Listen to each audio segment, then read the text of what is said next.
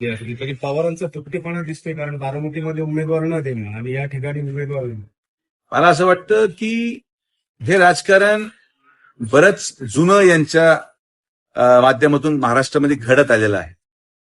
आणि हेच माझं म्हणणं आहे की जर महाविकास आघाडी बारामतीसाठी सगळं करू शकते तर ते राहुरीसाठी का नाही. शेवटी दोन्हीही परिस्थित्या एक समान होत्या. स्वर्गीय दादा त्यांचं नेतृत्वही तेवढं सक्षम होतं. दादांनाही जवळपास 6-7 टर्म झाले होते. स्वर्गीय कडेले साहेब पण 6 टर्म आमदार राहिलेलं व्यक्तिमत्व आहे, जिल्ह्यातलं व्यक्तिमत्व. पण आता हे काय माझ्यासाठी नवं नाही.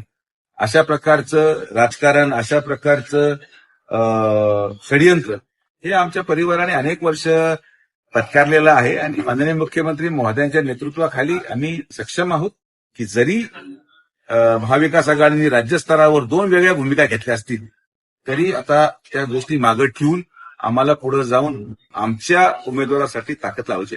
अधिक माहितीसाठी स्टार इंडिया 1 न्यूज पाहत रहा. चॅनलला सबस्क्राईब करा आणि अशाच अपडेट्ससाठी बेल आयकॉन दाबा.